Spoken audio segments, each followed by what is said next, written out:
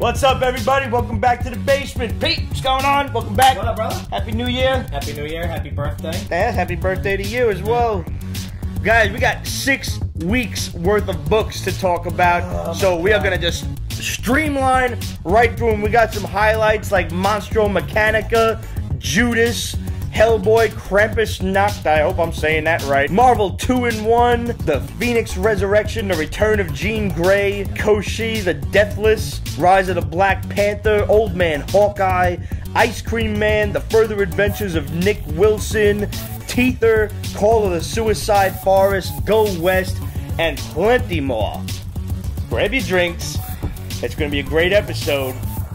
We'll see you after the credits.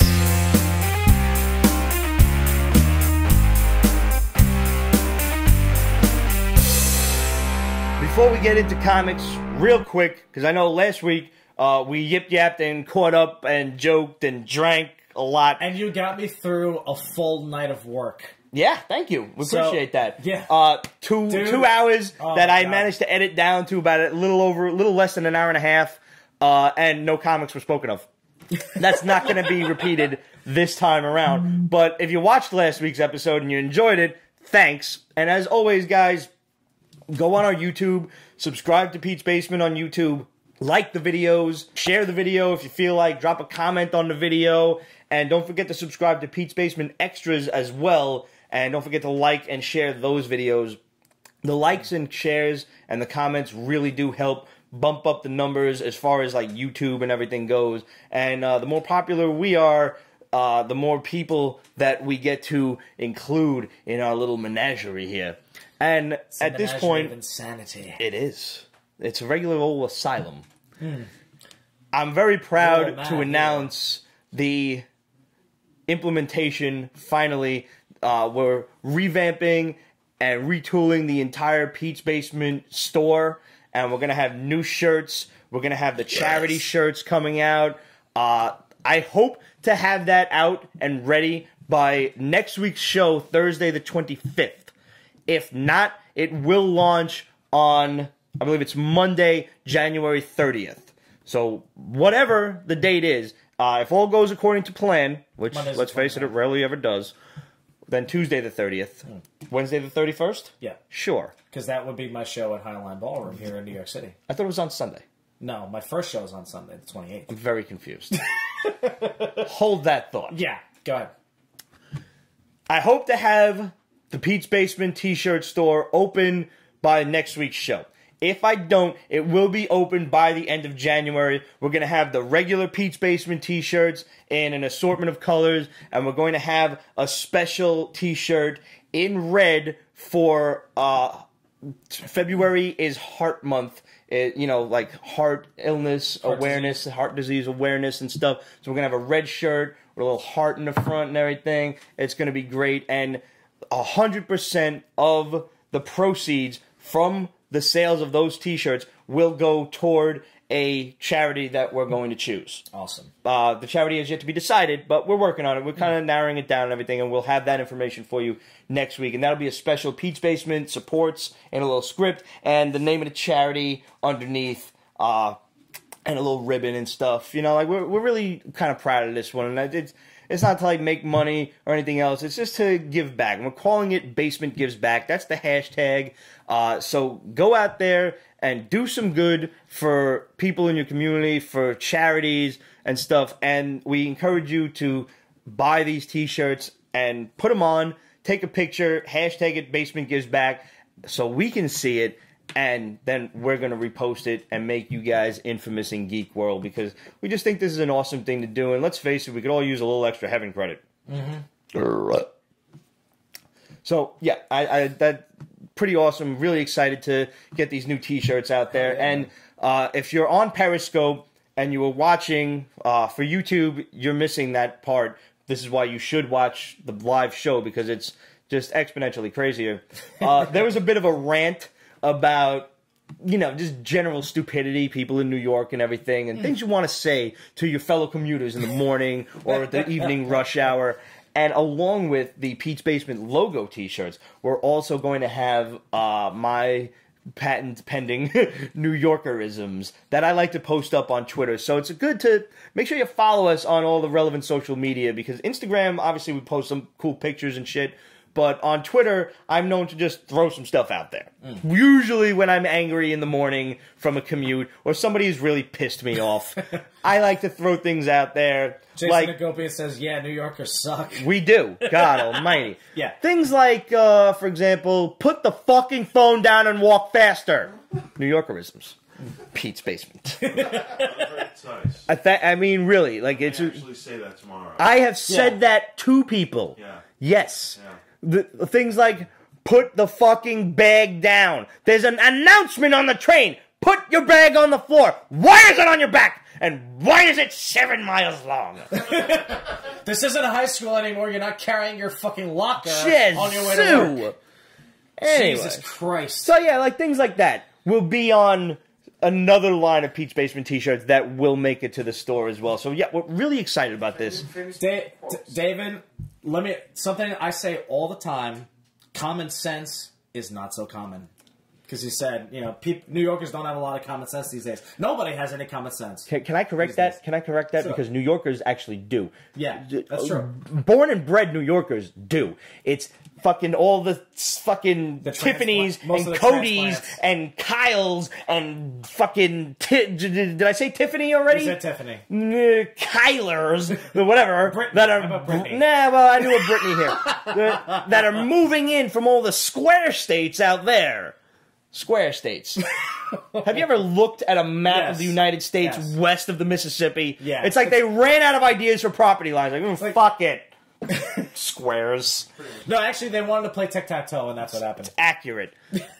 Those are the people who have no concept of what to do in New York City. It's rush hour. Walk faster. It's called rush hour. Absolute wants to know if we could talk about the Tide Challenge that throws even every common sense out the window. Absolutely. We can mention this briefly. Simply put, if you guys don't know by now, and I mean it's been all in the news. It's been around for 2 weeks, so teenagers are eating those awesomely colorful Tide Pods, and I use Tide Pods in my laundry. They're awesome. They do look edible, just like Play-Doh used to look edible. But when you put the Play-Doh in your mouth, you realize how inedible it was. Yes. Same should go for Tide Pods. But people are eating them. Or they're trying to eat them, and then they're throwing up, or they're spitting them out, or whatever. Or they're getting sick and dying. So listen. You want to laugh? I love laughing. It wasn't on actually Facebook, but on a group chat on Facebook Messenger, somebody posted a photo of a grocery store that put the Tide Pod boxes behind plastic, either behind glass lock, or in the plastic cases that your fucking limited edition video games come in. Yeah, I know. I've seen that. I'm like, are you for fucking real right now? Listen, we have to stop protecting these kids. There are 7.5 billion people in the world. That's a lot. You can't even count that high in your lifetime if you started at birth. Seriously, you can't. So no one's gonna really miss them.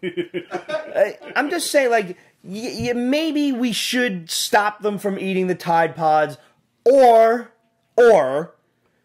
maybe we just don't, and the problem should correct itself eventually. And just wait it out. Just wait it out. Just look the other way for about a year. I don't even think it'll take that long. No, it'll take about a month. Just who the hell cares? Well, your little Tide Pod there, the idea backfires, and Tide Pod turn people into zombies. Well, at least he's prepared. I've been waiting for that. I am. Hey, listen. As a society, people said that was going to be the same thing with bath salts. That didn't exactly pan out. I was hoping for that, though. I really was. I know you were. I know you were. Honestly, I don't give society as a whole a lot of credit. But in this, I do. In that, if there really was a zombie apocalypse, I think we are the most ready to accept that fact right now. Like, if you walked outside and you seen a motherfucker eating another motherfucker, you would go back in your house and get some sort of weapon and go stab him right in the head. You would know not to stab that, even if he's just crazy on bath salts or whatever. You know, don't stab him in the body. You have to get the head. Yeah. We're ready. We are so ready. We need to do a Pete Spaces The More You Know segment. I fully agree. I do. You see a motherfucker eating another guy. Remember, stab him in the head. Yep. It won't work if you just get him in the back. Don't stab him in the body. The head has to die. Yes.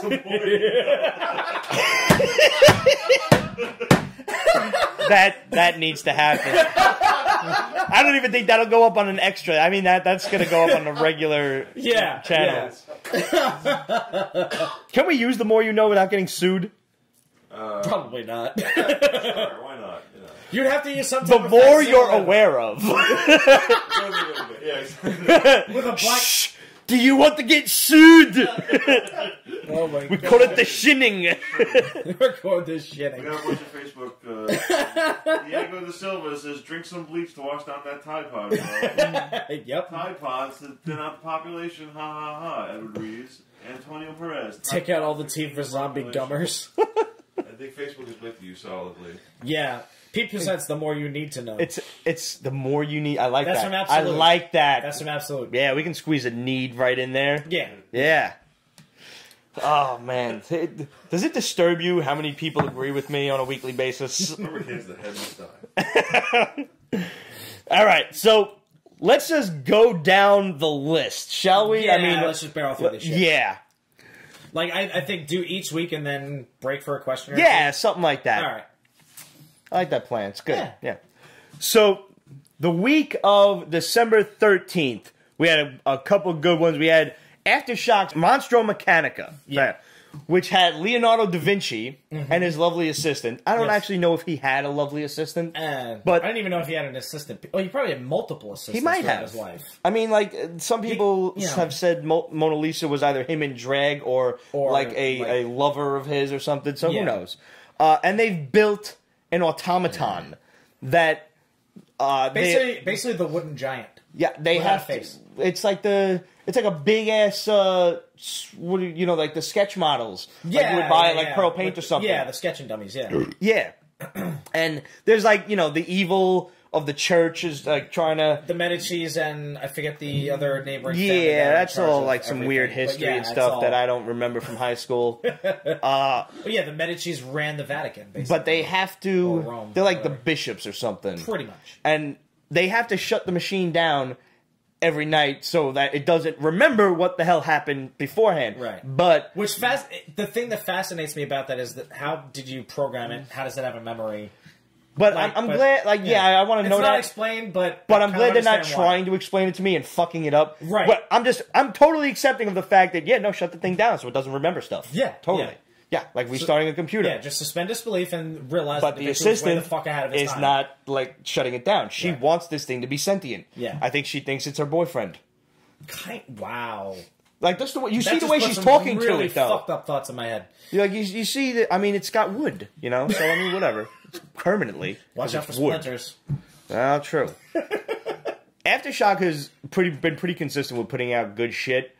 This was a dope book, and I love anytime they put in like historical figures, or they add like some history stuff to it. And like you said, these political figures whose names escape me. It's been a month since I've read the book, but these were actual ruling classes of people. Like there was the bishops, and then there was like the government. They mentioned Machiavelli. Yeah, Who's in that? Who's meeting. in the meeting with there's basically the bishops and the governors or whatever, Yeah, it's and they're all at Medici war family. with each other. Yeah. And it's a really dope book. Yeah. So the interesting thing about this is that there's plenty of stories out there, including TV shows, that depict Da Vinci as kind of a badass before he became a painter. Yeah. This one was probably one of the cooler. He's got that line in it. He's Yeah. like, what are you going to do when you're done building weapons? He's like, well, I also paint. Right.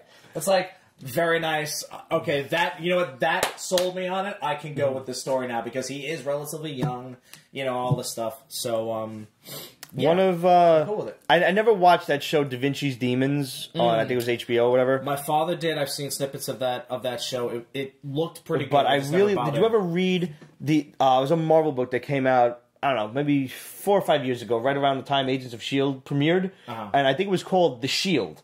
and it was the origin of S.H.I.E.L.D. as this group of Illuminati kind of guys who were there to protect Earth from the Brood. The Brood had landed on Earth and were, infesting and everything. And it was like Da Vinci and shit and all of these other, historical figures of that time. Yeah. And it was really dope to see, like, Da Vinci was one of the head leaders of the S.H.I.E.L.D. And I think Thomas Jefferson might have been the bad guy or something. Because, they've, existed through time and shit.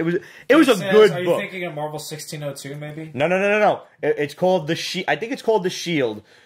Ramon's not here today, but I'll get back to you on that. I never actually read Marvel 1602. Yeah, neither though it's one of those books that has been on my list for a while. The concept behind 1602 is interesting, though, at least. Yeah, but Marvel's never done Elseworlds as well as DC. Very true. It's very true. From Boom Studios, we have Judas. This is exactly what it entails. This is Judas Iscariot recounting how he met Jesus Christ and how he fucked him over. Mm-hmm. And he's recounting the story from hell.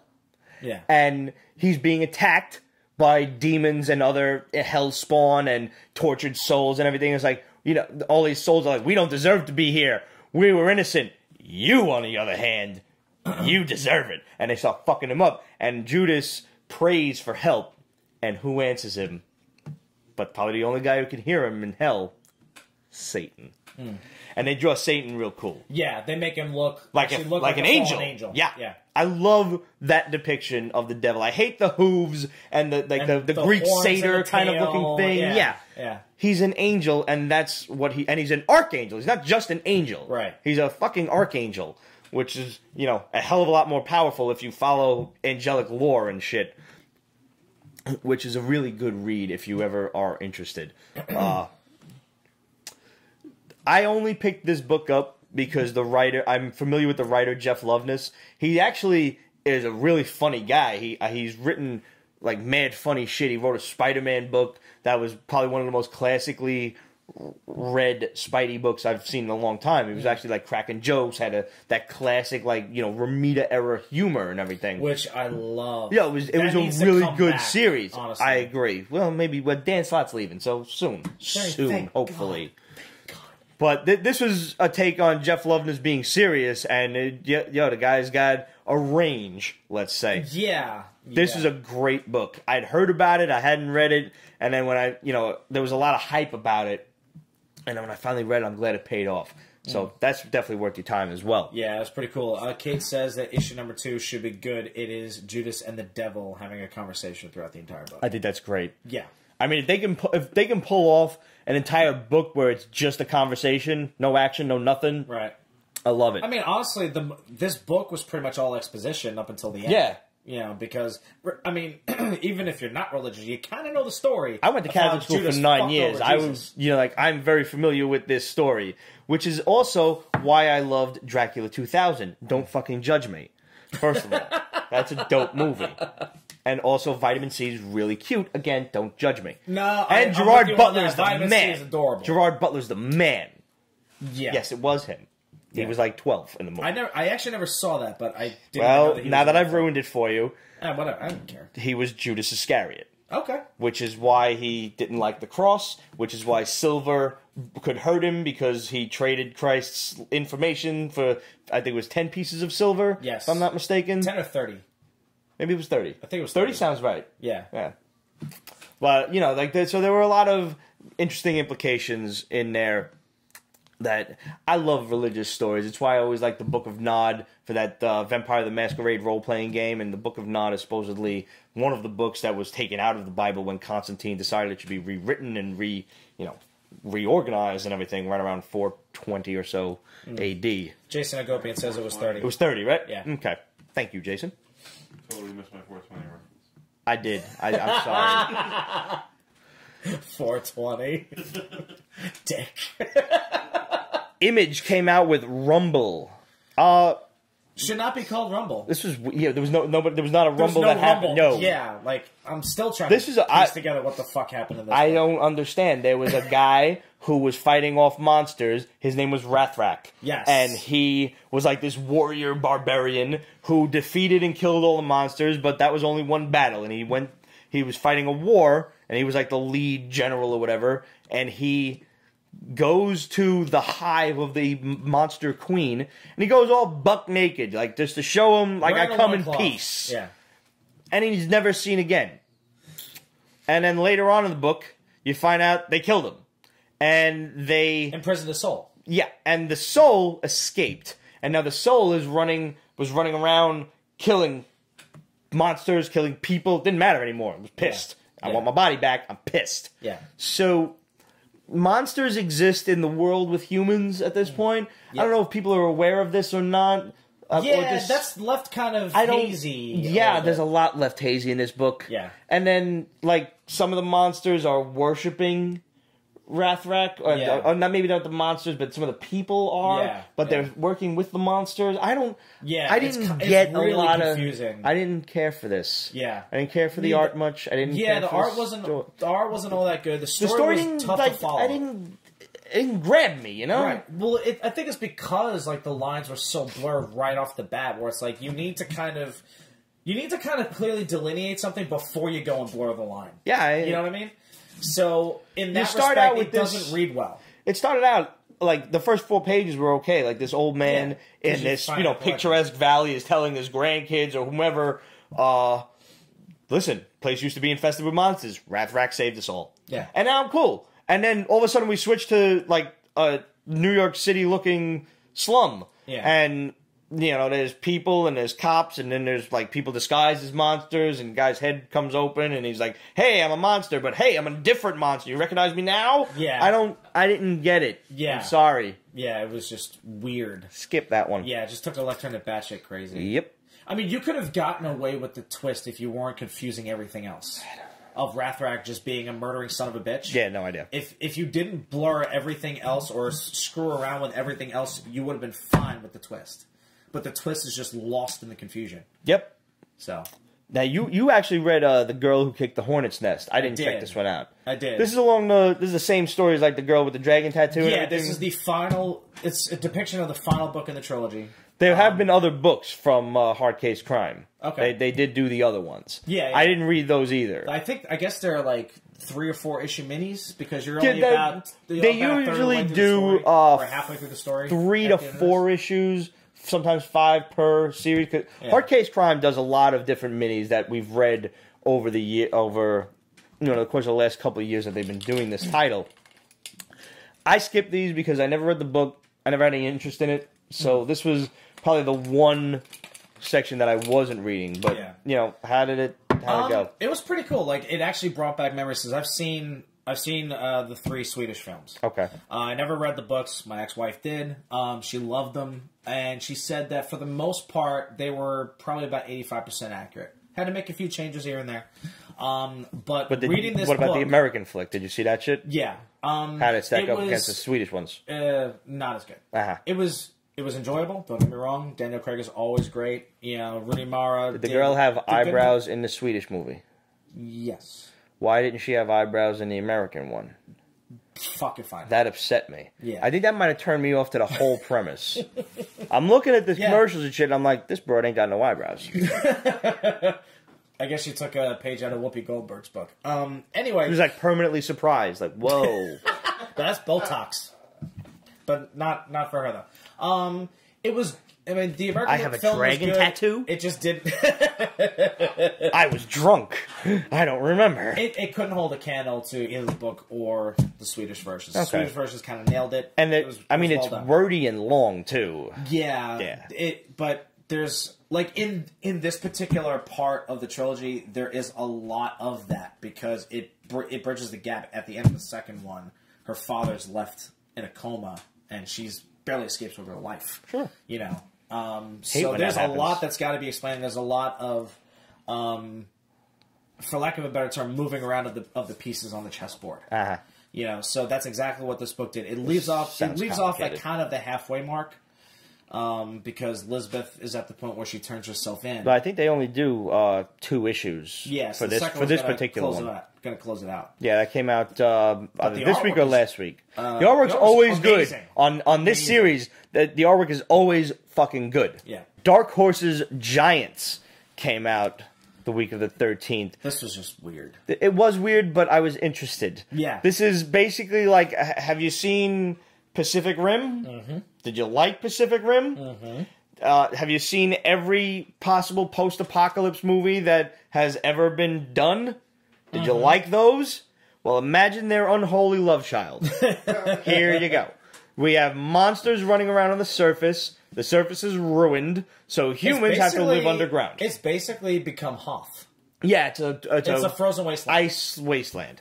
And the humans are living underground, and every now and then they have to go up to the surface on either a dare or whatever, because there's like just gangs ruling the human population, and part of their initiation is go up to the surface and get us this element that explodes. We can make bombs out of it, and we can blow up the other gangs. And apparently it didn't exist before the Giants game. Yeah. So like these couple of kids who want to be gang members go up to the surface and encounter these monsters. And one of them falls through a random like fissure that cracks in the earth.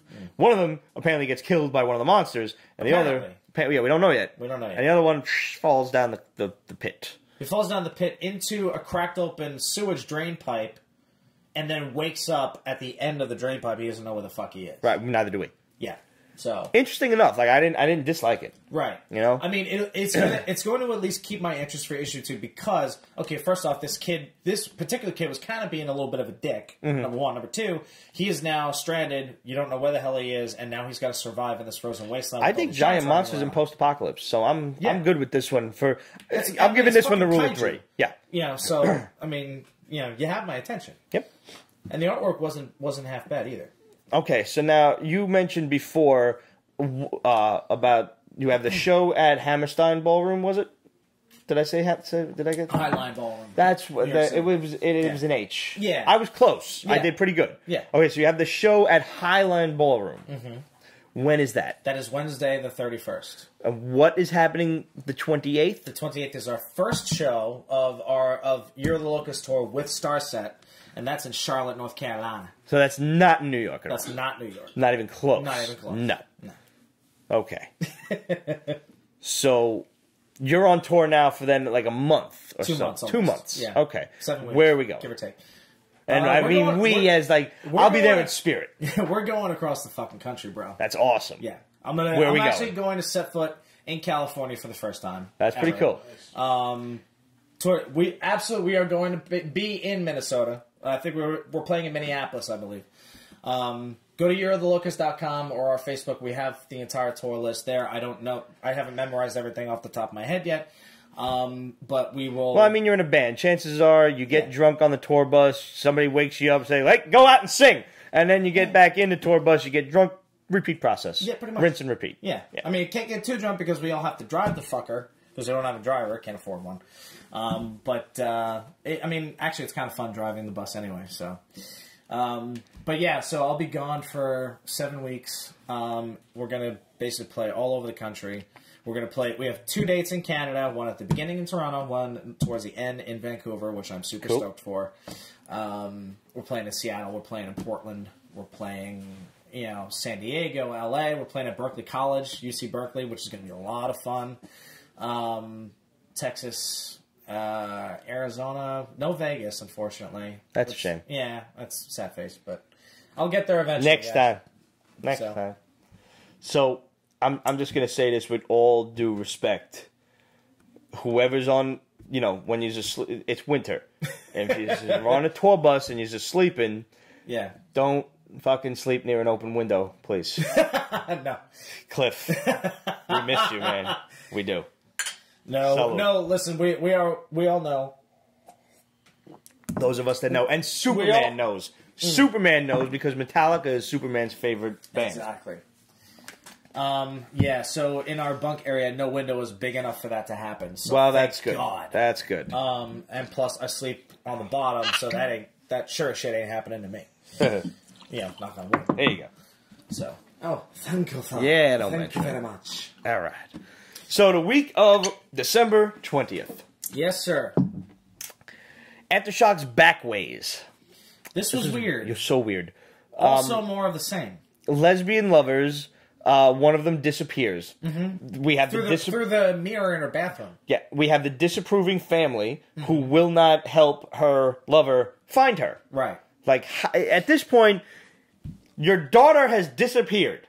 The cops are of no fucking help. No one knows where she... Maybe you want to let this girl help a little bit. Yeah. She might know something. But mom is a judgmental bitch. How about... Well, And- hey, how about, you can hate her guts but still get help. Like, hey, how about this, you fucking bitch? Where was the last time you saw my daughter? What were you guys up to? Yeah. Any sort of relevant questions. Right. Yeah. Hate the girl, but help. She was being a capital C. Well, apparently, she got kidnapped by some, witches and shit. Mm-hmm. And monsters and stuff. Yeah. And magic spells, have to be bought. Yes. It's like Final Fantasy Part 1. You're buying magic spells. Yeah. And we have one character, this old witch or something like this. Sometimes they work, sometimes they don't. Yeah, her source is pretty lackluster in my opinion. They're kind of like do-it-yourselfers that really suck at it. Yeah. So she keeps getting screwed over because all of her spells keep backfiring, kind of like Orko from Masters of the Universe. That's a good reference. Not the Orko in the comic books, mind you, because Orko in the comic books is a meme. Really, they never cleared that shit up. We got to get back to that, Masters of the Universe writers at DC. I hope you're watching. She absolutely says, Cheeseburger, you'll be in town on the Black Panther opening weekend. Yeah, I'm a little sad about that because I'm not going to have enough time to go see the movie while I'm on the road. I'm going to pray to God that it's still in theaters when I come home. Pray to God. Pray to God. So, but absolutely, if you can come out, please let me know ahead of time. I didn't care for this much. I like Aftershock books, but this was I'm not saying it's a bad story. I just don't think I'm the audience that this was targeting. You know? Yeah, it's kind of more of like the Uber Harry Potter-esque type of more modern. It might be a girl's book. It might be. You know? I mean, I don't know. Like, for me, I'm not saying that to be insulting. I'm just not for me. For me, it's a lot more the same. Like, they keep depicting, and this has been kind of like a recurring theme in a lot of these independent books, is that somebody's getting kidnapped in some way, shape, or form, and whoever the hero's supposed to be has to go into some sort of a secret society or a secret back alley that nobody else fucking knows about to go try to find clues. Yeah. So it's kind of the same old song and dance. There was a book, and I don't remember who the publisher was. It was called Wayward. That was doing something similar to that. Yeah. Somebody just discovers that, hey, I have magical powers. Right. And there's all this magic stuff going on around me and everything. And the artwork was really anime-ish. It was really cool. I don't quite remember, but I'm going to skip this one. Boom Studios, The Storyteller, Fairies. If you have been following the Storyteller books, they're so awesome. And they're just random one-shot stories. Each of them are one-shots, but it's like a 4 to 5 issue stint based on a particular subject. They've had dragons, they've had giants, now they're doing fairies. There've been like 2 or 3 more. The Storyteller Witches was the first one. It's so good. And it's Jim Henson's The Storyteller Fairies. Jim Henson's The Storyteller Giants. And it's like, it's a story that you want to see done in the spirit of the Dark Crystal. Like, you want to see this thing on screen, Yeah. Like, in a way Jim Henson could only give you. Right. But, I mean, since that can't happen, you've got these comic books, and they're such amazing stories, and I can't recommend each of them enough. I'm gonna have to check this out. They're so good, dude. And they're just, like I said, it's each issue is a one-shot, so it's not like you have to worry about... you want to read them all, but you don't have to worry about, my store was sold out of issue 2, so I got 1 and 3. You can read them and not have to worry. Isn't that kind of nice, though? It is. It's a refreshing change of pace. It's a one-shot, so you want more. I mean, you'll get more, but it won't be the same story. Right. But, it's kind of nice. Which brings us to the next one. It was another one-shot, Hellboy, Krampusnacht. Did I say that right? Krampusnacht. Krampusnacht. Yeah. Sure. came out just right around Christmas time, and it's basically Hellboy versus Krampus. So good. Yeah. Mike Mignola can do no wrong. It's that Seriously. simple. He's just so good. I just love that it was classic Hellboy artwork. Yeah. You know, Anytime Mike is involved, the artwork always looks very classic. Like I think that might be one of like the stipulations to do your homework. Do your homework. Like mimic the original style. Now bring it and let me see it. 30 Days of Night from IDW. Yes, I enjoyed this immensely. So did I. This is like the film, based off the. I don't know if the film is based off of an older comic book or a book. The film is older. The film came out in what, like 05 or something like that. Has it been that long? Yeah, it's been a while. Because that was oh god, what the hell was his name? Josh Hartnett. Thank you. Yep. Thank you. So this immediately brought back memories of that flick. Now the movie itself wasn't great. Yeah. It was kind of but I remember I was like, oh, is this the movie? And then I was happy to find out 5 pages in. Yes, I enjoyed this book. I don't know where it sits story-wise compared to the rest of the 30 Days books. I have no idea. But if it does involve the others, it's a great jump-on point because so far I don't feel like I needed to read the others, and I've read sparse 30 Days stories. I haven't read everything through and through. I don't even think I read the original novel. The original graphic novel. I like the art. I know what I'm in for the story. I love the concept of, like, there have been several movies and other comic books depicting, the 30 Days of Night in Alaska thing and everything. Yeah. So, like, I always find that very interesting. There was an Al Pacino movie about that shit. I don't remember what the fuck it was. Insomnia or something like that. Okay. Where he was going crazy because it was always the sun was always up. Yeah. Okay. Yeah. So I enjoyed this. Like I said, I don't know where it sits compared to the other 30 Days of Night books. And at this point, I don't think I need to care. I'm good. I'm going to enjoy it until I don't enjoy it because it involves some older shit that I'm not going to read. IDW's Assassinistas. Oh, God, that was so tough. This was tough. So there's 3 women, and they're like evil James Bond assassins. And that's what they do. And now, fast forward 10, 15 years, and one of them is pregnant with her 4th kid or something like that, 15th kid. The other has a teenager who is in like his first year of college. No, actually, he's a junior in college. Whatever he is. Yeah, and mommy is struggling to pay his tuition. Right, so she's selling insurance, and the other one is still killing people. Apparently. Yep. Apparently. So some shit goes down. One of their former teammates, they kidnap this other woman who's an assassin. Still, she kidnaps one of the kids, and now this woman has to come out of retirement and go and save this kid. And somehow, it's a good idea to bring her son and his boyfriend into the fold instead of like, no, son, you can't do what mommy has to do this on her own. No, come on in. Here's some fucking guns and some knives for you. The thing that fascinates this is so stupid. It is. But the thing that fascinates me about it is that the foreshadowing was so poorly done that the two boyfriends talk about exactly this happening literally 3 pages before it actually happens, and you're like, really? It's like, yo, so my mom's an assassin. I don't really want to date you anymore. How about that? It's like, yo, man, that's dope. Like you ever killed? So I would have been bored if you said it was your dad. Yeah, like your mom killed people. Yeah, yeah. He said that. He actually said that. Like I would have been bored if it was your dad, but like your mom is totally badass. Yeah, it's just kind of mind-numbing. Yeah, it's so bad. More mind-numbing than any kind of liquor you could possibly drink. Anyway, and also the artwork was beyond horrible. Oh, God, skip it. Yeah, just skip it. Ooh. Okay, I'm very surprised that I enjoyed this. Marvel 2-in-1.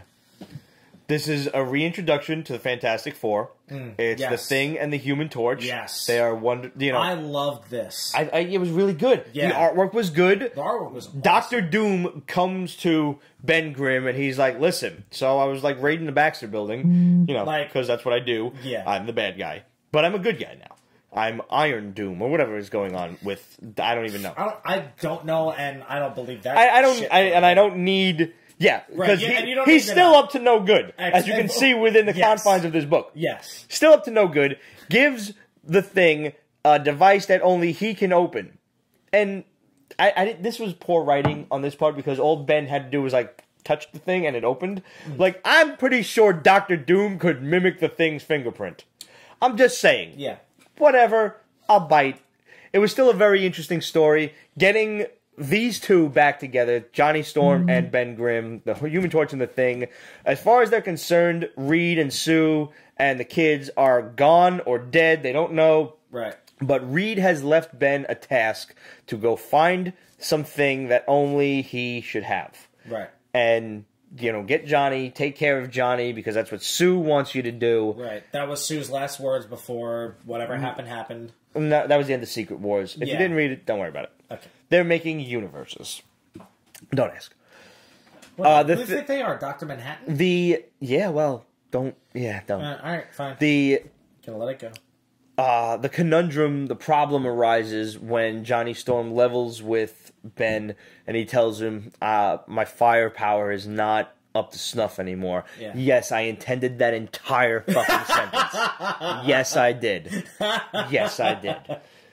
Oh, he's like, I can't flame on as strongly as I used to. I can't Nova anymore. Nothing. Yeah. My power is fading. Yeah. Whatever. This is news. I haven't been up to date on any of the the Inhumans books where he's been running around dating Crystal or whatever. He's still trying to. I don't even know. I don't even know. I think he might have been even dating Medusa or something. I don't know. I don't even know. Why, is Black Bolt dead? No, but again, it's Marvel, and Marvel is such a sinking ship at the moment. Like, what they need to do, they've spent so much time changing the status quo. I think what you fuckers need to do is go back to the status quo. Yes. Because that was what worked. We like Black Bolt with Queen Medusa. We like Johnny Storm with Reed and Sue and Ben fighting Doctor Doom. We don't want our villains to be heroes anymore. They are awesome because they're bad guys. Exactly. Stop making the bad guys good guys. See, Magneto, Doom, Venom. See, here's Cut where it I out. think they went wrong. Is because I think Magneto was one of the first to be morally ambiguous. Yes, for lack of a better term. I completely agree. Magneto's pulled a good guy stint way before anyone else, I think. So I think they tried to do that way too many times with Magneto because it actually works with Magneto. Because they think they're going to sell comic books. They think they're going to start at number 1 and it lasts fucking 3 issues and then everybody hates it again. Right. I mean, but the thing is, the reason why it works so well with Magneto is because he actually has a noble fucking cause. Right. He's just got a bad way of going about it. Right. Right. He's just got a shitty way to go about it. Exactly. So actually, even Venom does. I mean, Venom has always been about, I hate Spider-Man because he's the bad guy, and we think that he's, he inadvertently he ruined my life, and he also they think he's, not he's I don't know. Who he says he is. Yeah, but he's always been about protecting the innocent. Right. Even from the McFarlane days, that's always been Venom's MO. Mm-hmm. And then that's why he's never laid a finger on Aunt May. Or anyone else for that matter. He scared the shit out of Mary Jane, but that was about it. Never touched her. Right. And we see that play out. I haven't finished reading it, but I skimmed through the Venom Incorporated, which ended this week with Omega. Really quickly, I want to touch on... There have been some variants that came out for this. Gabriel Dell'Otto did a bunch of really cool variants for Venom Alpha and Venom Omega.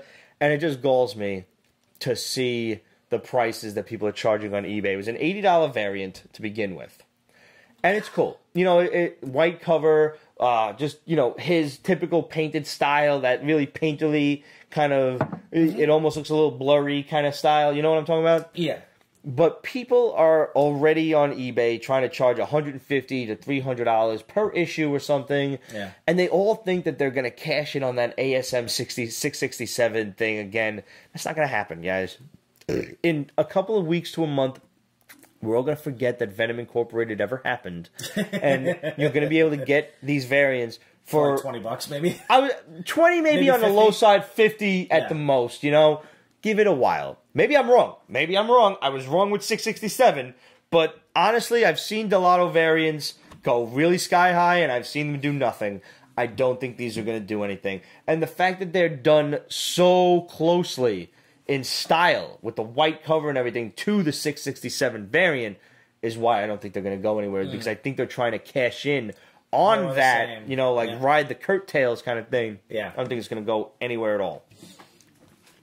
So Also, getting way back. Yeah. I just had I had that in the topics list, and I had to get it out of my system. Yeah. Tales of Suspense issue 100 has Hawkeye teaming up with the Winter Soldier because they don't think Black Widow is dead. Right. Black Widow was killed back during the evil Captain America storyline with the whole Cap Hydra thing. Secret Empire. Whatever. Bullshit.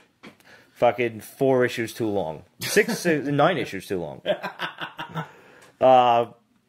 So there have been several murders going around that they bear the Widow's MO. Right. And I mean, but you have to think that there are other Black Widows out there. Right. You know, that there were other people trained in the Red Room. Right. So they're thinking that she's not dead, but I'm sure at the end it'll probably be left ambiguous again, but they're going to find that someone else is committing these murders. Yeah. It's not Natasha at this point. They'll bring Natasha back. Don't worry. It's kind of interesting that they didn't think about bringing in anybody else from her circle of people before she became an Avenger until now.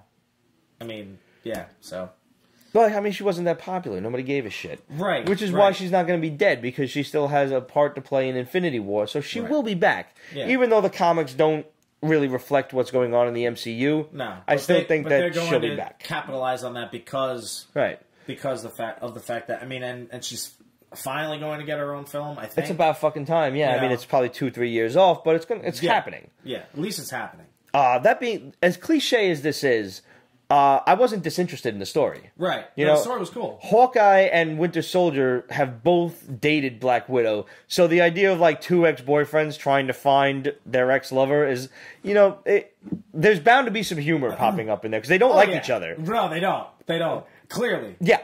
And it's only 5 issues. It's a mini, so I'm going to stick around for this. I did not dislike it. It's probably... The thing I love about it is that Hawkeye openly admits... I'm not built for the spy shit. Right.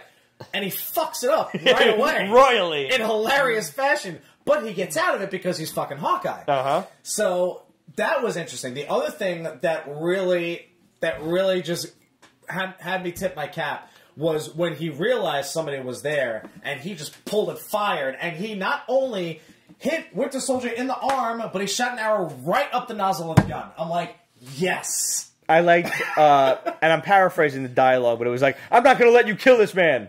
Well, I'm not going to let you kill this man. You're like, what are you doing here? Wait a minute. And I don't know. It was probably one of Marvel's best outings that I've read in a while. It was very amusing. Yeah. Yeah. So cliche, yes, 100%. Awkward, that goes without saying, bro. I mean, that was... Brubaker, honestly, in my eyes, cannot do anything. You have to understand that I remember when that story was first being, brought to light. That, holy shit, Ed Brubaker is bringing back Bucky? This is gonna fucking suck. There are 2 rules in comics. Nope. 2 people stayed dead. Uncle Ben and Bucky. Yeah. And you can't bring one of them back. This is gonna be so terrible. It's gonna be stupid. Oh my god, why am I enjoying this? This is amazing. And it truly was, for its time, one of the best, and it still stands as one of the best series I've read ever. Yeah. Ever. Yeah. You went from one, like, that was it. This is Newton's fucking, what is it, first law or third law? I don't know. But to every action, there was an equal and opposite reaction. The idea of bringing back Bucky was so heinous to be on the actual far end of the spectrum of suckdom. But it was so good that it could only be at the most awesomest of awesome ends of the spectrum. There was no happy medium because it was... Because if it wasn't that awesome... It would have been that bad. Right. Yes. Exactly. Yeah. That's the math. Comic math from Pete's Basement. Damn right. So, last week, there they are, we had some awesome Star Wars cards to give away. Roger got these when he went to see The Last Jedi. They are from Topps. They are some Star Wars The Last Jedi postcards. Those are like 5x7s, ain't they? Yes, they are. We actually have no fucking clue what they are. They are still sealed in the plastic. Still sealed. I can confirm that. Yep. There's about 4 or 5 of them. About that. 4? Yeah, something like that. So, pretty cool. We encourage the winner, which is about to be announced, in case you're wondering. We encourage the winner to take photos and at least send it to us, because we would love to see it. And tag us in the photo, please. The question was, since Roger got these at Star Wars The Last Jedi, who was the first Jedi? You know, seems like a logical question. Sure. And our boy, Googleable one, right? well, I try to keep the answers Googleable. Yeah. You know, I don't want you to work too hard for it. And David Peralta was the first one to jump on that and answer the question. One of the benefits of watching the live show on Periscope. There you go. David said Ajunta Pal was the very first Jedi. I don't know how far back within the timeline that goes, but I did look it up, and he is correct. Awesome. So, David, send us your address, and we will... Oh, great. Awesome, dude. Enjoy these. Take some photos for us. Okay, from the week of 12/27, right after Christmas, we have Image's Bonehead. I didn't understand this. Yeah, This is a futuristic... I think the reason why I didn't understand was because Bonehead himself didn't speak. Yeah, I don't know, he spoke in noises or something. Kind of. And he had said one thing at the end, which was death something, whatever. I missed that. Everybody in society is wearing this helmet that the cops can tune into. It's a VR helmet. And they can look through, they can find you, they can see what you're seeing, etc., etc. And this guy... It's a nice thing to do on the side when you're not being a metal god. Like, yeah. Okay. Anyway, sorry. So this guy is... I don't know. He starts out and he's chasing a drone from this other mad scientist who he released... Yeah, and there's a lot of drones. There's a lot of drones flying rush around. hour, which I'm like, that already left me scratching my head. I'm like, huh? And so he's jumping on drone after drone after drone, trying to find this one Parkour particular style. one. Yeah, very like that's what I instantly thought was they made a parkour comic book. Yeah. And the cops are like, we got a weirdo over here. Let's tune into his helmet. We can't see anything in his helmet. So Let's go arrest. He's got a jailbroken helmet. I'm like, really? Yep. So we're gonna go arrest this guy, and they send this dude who's got all sorts of like weird, cybernetic. Toys and shit at his disposal, from anti-gravity boots and, which are experimental, apparently. Some gauntlets and shit, whatever the fuck. And he looks like M. Bison. Yeah. He really does. Yeah. Like a Street Fighter 2 era M. Bison. Or like one of the villains from Danger Girl. Yeah. Like the big dude, Nazi dude. Yeah. Mm-hmm. So he's chasing him down, and then this guy winds up in like gangland territory. They've all got helmets on, too. There's this other guy who was like an amateur bonehead kind of guy, and our main character lands there, beats the shit out of everybody, and he's like, oh my god, it's you. Yeah. Death Ray or something, whatever the fuck. I didn't care. I read it, we're reviewing it because I read it, and I just didn't give a fuck. The guy who's like trying to talk to him at the same time, who I guess is his buddy, is kind of like this Baxter Stockman weirdo kind of looking thing. Yeah. He forgets the drone in question that he went to go rescue because he wanted to go beat these guys up and blow off some steam, I guess. There was just no direction to the story. The whole time being chased by M. Bison, who then finds them at the end in the first... Right, because, duh. You didn't cover up your tracks because you decided to go fight people like an idiot, rather than extract with the drone that... This was way too complicated, and I didn't... It was just poorly written. I didn't get a feel for any of the characters. I'm like, I don't care what happens to any of you. I think the actual character of Bonehead... being silent. There's multiple of them, but this particular one, the silent dude, whatever the hell his name is Snake Eyes? Might as well.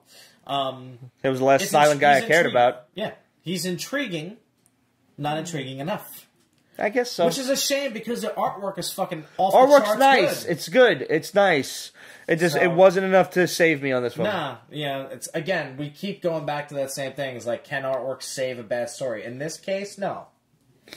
Well, more on that later. Phoenix Resurrection, the return of Jean Grey. So you've got mutant power spikes going on all over the world randomly, and different teams of mutants of the X-Men are sent to investigate it, and they're all fighting what appear to be mental images from their past. Yep. At one point, which I really liked, it was basically X-Force going into the Arctic. It was like Wolverine, Old Man Logan, Deadpool, Domino, Sabretooth. Yeah. And I'm like, all right. And I think Warpath was even there. Yep. Warpath. And and X-23 is Wolverine. Yeah. And I'm like, okay, this is a throwback to Clayton Crane's fucking X-Force. Yes, which I miss so much. So good. They fought Wolverine as his younger self. Yeah. These other was like Colossus and whomever else. The classic X-Men team goes into the Hellfire Club and fights the Hellfire like goons. Minions. Yeah. But there are so many of them where they come from, and then they all just disappear. Yeah. Rogue and the newer X-Men fight Pixie Lizard Man or something. Seamus something. I don't even know who he's one of the acolytes. Yeah, he was one of the acolytes, but he was kind of like a super feral version of Wolverine without the healing factor. I forget exactly what his power level was, but he was kind of a cool character, kind of not. But either way, they're each place they go to, they're fighting people who are either dead or simply could not be there, and they haven't quite figured out why. Right. We know why, because we have an omniscient view of things. Yes. Obviously, the Phoenix is returning. Yeah. So, this is a weekly series, so it's probably drawing to its conclusion within the next couple of weeks. I haven't read 2 and 3, I guess, are out. Maybe 4, whatever. I'll get to it eventually. Yeah. Mostly because Art Germ is doing variant covers, and it's all I care about. Dude, oh my god! And their cover price. That's what I need to do. That's what I need to do. Is I need to find those Art Germ variants because got to meet the guy at NYCC. I didn't get on that line. I didn't get a chance to. He didn't really have a line when I felt like. Oh man, he was like maybe 5 people deep. That's not bad. He was kind of going through them pretty quick. I was like, all right, let me stick around. I had to buy a Tifa Lockhart print. Because it's Tifa Lockhart and it's art. You should send me a picture of that. I'd like to see that. Yeah, absolutely. I actually think I still have it on my phone. But I've always loved his art. Amazing. Always loved it. I mean, a couple of the super popular ones were already long gone. The Susan Storm one, which is fucking phenomenal. Is that the one where she's taking her shirt off, but it's disappeared? But she's disappearing. She got at the a fucking time. invisible tit. It is, dude. It's the most epic tease, but it's so well done. Yeah, it is good. I mean, honestly, he's kind of got the Midas touch. I have a couple of his X-23 variant covers, and Laura's always been a character that I liked for some reason. Yeah, but yeah, he's great. I even picked up some of his. I'm not really reading Supergirl, but I picked up the issues because I like his art, and I like on the cover. So yeah, I bought a couple of those. The first week of 2018 gave us Dark Horse's Koshchei the Deathless. Yes. Koshchei? I believe it's Koshchei. Now, here's a funny thing. When I was getting ready to read all of these for the show, I first heard about Koshchei the Deathless in a new series on Netflix called Myths and Monsters. And in the first episode, they actually talk about that. And they're going through all these different, obviously, myths, monsters, heroes of legend, etc., from all various different mythologies. This, I believe, is an Arabian story, if I'm not mistaken. Don't quote me on this one, but it's basically, it starts out, the original story of Koshchei is this guy marries this woman who's like a warrior queen, and she has to go off to battle, and she tells him, no matter what, you stay and hold down the castle like a good house husband. You do not go in the tallest tower. Don't go up there. Just bad things are going to happen. So what does he do? He goes. Of course he goes. Naturally. Of course he goes. Naturally. And so I pick up the ball and I throw it to Naturally. Exactly. So he goes up there and he meets this old man who's like, oh, let me out of these chains. Dude, come on. So he does, and that was fucking stupid. This guy is a god, and he's an evil god, and he's Koshchei the Deathless, and he makes all sorts of problems for the hero. But this story sees him recounting the origin of his own, deathlessness to Hellboy whilst in hell. Yeah, because that was the last time we left Hellboy was in hell. Okay. So he's telling them this story, and it's basically the origin of Koshchei that you probably will not get in the original myth. So we're taking some leeway with this. Mike Mignola quite a few doing what he wants to do with it based off of that. But it's actually kind of cool though, because I actually enjoyed this. It's a good story, and I mean it's a limited series, so it's going to be fun. Rise of the Black Panther. Simply put, this is a super detailed origin of T'Challa. Oh my god! To greet you before the movie. This is Bendis-y detailed. This is wordy. Yeah, it's good. It's wordy. good, but it's wordy. So, if you want to know everything there is to know about Black Panther, pick this up. Yep. Good artwork, too. Rogue and Gambit, issue 1. I enjoy this so much more than I thought I would. I had no faith in this at all. The 90s are back. Yeah. And Ramon said to me, who asked for this? I said, well, I did. Yeah. You know what? I have always been the biggest advocate for Rogue and Gambit ever since the cartoon. I love seeing them together. I love the dynamic of them together. I love the, ex-girlfriend, ex-boyfriend. Should we, shouldn't we? Should we still? Maybe, maybe not. Probably was a good idea. No, but yeah. I love them together. Yeah. I do. And this is great. This is basically, do you remember that X-Men episode where they went on vacation? Yes. And, I mean, it was Gambit, Storm, and Jubilee. Yeah. But nonetheless. They went to Genosha and shit happened. Yeah. This is a couple's retreat, and they're investigating, like, the death and disappearance of mutants. Right, yeah. It's fucking fun. Yeah. And just sit back and have some fun with it. Yeah. That's all you need to do. All right. Old Man Hawkeye.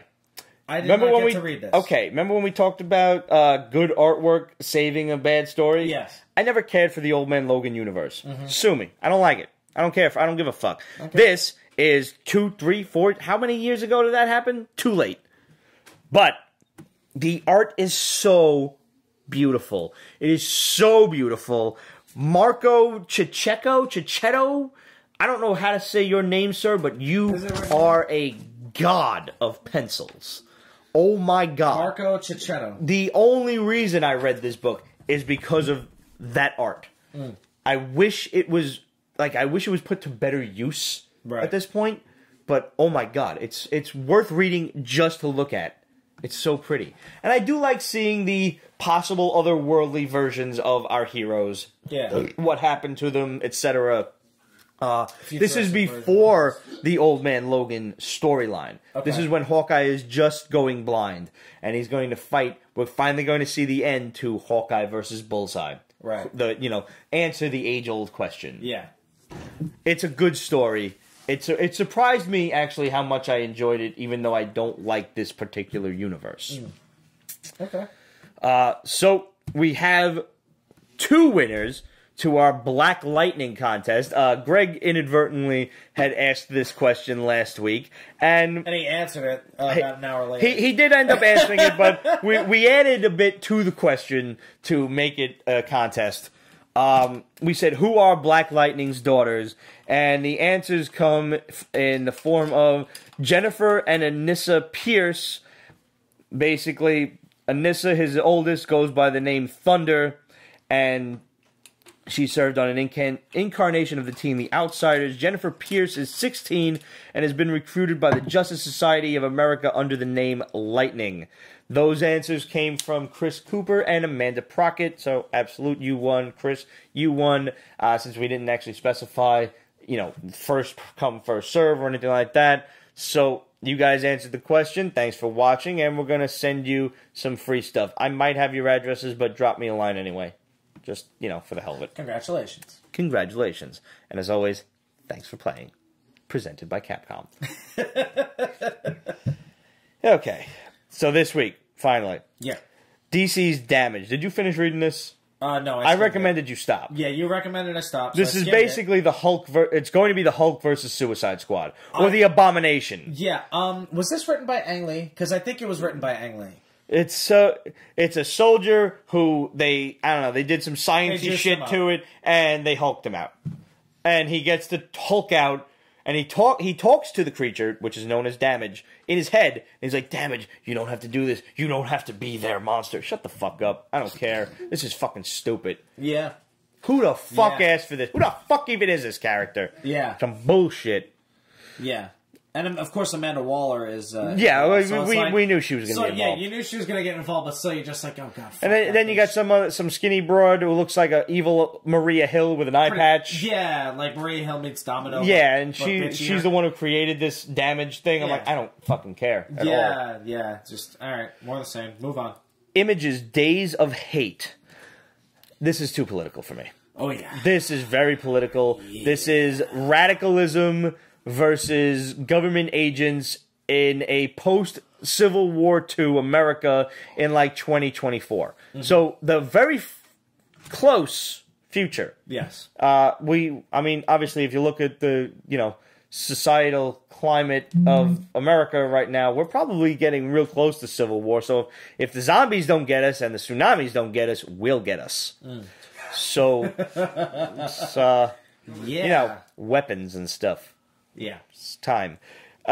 It's not a bad book. If political intrigue and stuff is your thing, this is the book for you. Yeah, like, the reason why I read comic books is to kind of escape this. So, yeah. I don't want to read a comic book that's like turning on the news. Yeah. It's not for me. Yeah. It's not bad, but it's not for me. And there was news in this book that made me want to fucking turn the TV off. You know, honestly, it was a little intriguing when they mentioned like when the Civil War started and stuff like that, and I'm like, I know you're talking about the second one. Yeah. I know where we're going with this, and I'm like, I can't. Yeah. It's not for me. It's a little too real. Yeah. Ice Cream Man. This book fascinated the fuck out of me. What's fucking happening in this book? What the fuck is going on? So... We have the most poisonous spider in the world, the Brazilian Wanderer. Yeah, who's apparently a friend of an 8-year-old. I thought it was the Australian funnel web, so hey, schooled me. But yeah, so this kid makes friends with a spider who... The bite of this spider will kill you within 5 minutes. Soon. Like, you basically... It's worse than the black moth. You get, like, paralysis and shit, your muscles tense up, and you fucking get an erection that kills you. Yes. It describes it all in very scientific terms in the book, and then breaks it down for the layman amongst us. Yeah. I appreciated that a lot. It's like it gives you science, and then here's your definition, you dullard. It's like Alex Trebek, Pat Sajak. I'm just saying. So yeah, I love it. The spider is a friend of an 8-year-old. It killed his parents. The parents are like decaying in the kitchen. This kid's eating cookies and ice cream every day. Yeah. And he's like, I'm a big boy. Like, the kid might have been a little upstairs. Yeah. Something's wrong. Slightly. I think that's the reason why the spider befriended Maybe it was trauma. Maybe he took the short bus to school. Either one, a little combination of both. I don't know. A little bit out of column A, a little bit out of column B. Yeah. So, he makes friends with the Ice Cream Man. The Ice Cream Man is, like, rhyming as he gives him his ice cream, and he's like, here you go, lickety-split. You know, vanilla ice cream, whatever. Yeah, like, totally, like, okay, there's some type of connection here. I have no idea what the fuck it is. Meanwhile, the cops are now set to investigate the murder and evisceration of this woman's cat, Mr. Buttersworth. Yes. Who has been skinned alive. Just eaten, whatever. Yeah, there's nothing left but the skeleton. Which is really odd because the woman was carrying the cat skeleton in her purse. Yeah. Yeah. Like, look, Exhibit A. Yeah.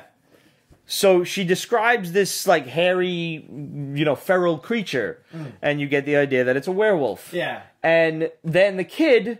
So the cops investigate these missing persons, the parents, who haven't shown up for work for 2 weeks. They find them dead in the house. The kid says, oh yeah, Rupert, the spider, bit them. He doesn't like adults. The spider bites one of the cops. The cop is dying.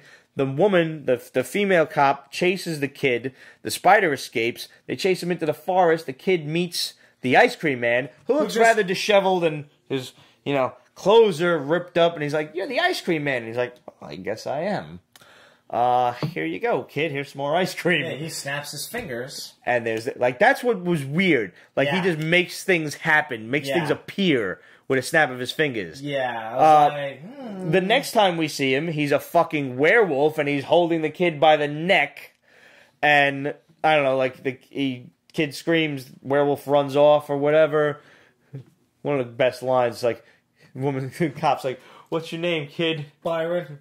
Fuck you, Byron. So good. Because that's exactly, like, you had a fucking pet spider that killed your parents. I had to chase you into the woods. We had a fucking werewolf. Dead. My partner's dead. I could have had a nice, easy fucking day, but you had to go and fucking ruin it, you little shit. Fuck you, Byron. So now I bet that's every cop's fantasy. So now the kid... hell, it's my fantasy to yell at it. Like, whilst not illegal... only frowned upon, you can still call a toddler an asshole. Yes. Remember that. So, fast forward now that the cop is at, like, well, what about the spider? Are we going to get any anti-venom made? And the other cop's like, spider's still at large. We don't know where the spider's at. So the spider is found by the Ice Cream Man. And he's like, oh, well, hello, little bug. He's like, and he turns the bug into an ice cream cone, and he's got all crazy teeth. He's like he's some kind of magic monster. Yes, he's not a werewolf. Yeah, he created that spider. I'm guessing. I don't know if he created the spider, but he definitely turned its horrifying venom into ice cream to give to people. Yeah. Why, I don't know. Yeah. That's fucked up. Some men just want to watch the world burn. W. Maxwell Prince, seek help. Maybe this is how he copes with his arachnophobia. Hey, good story. Good story. I'm in. I loved it. Yeah. The artwork was great. The story was... it was confusing. Fucked up. It was fucked up and confusing, but still really fucking good. Yeah.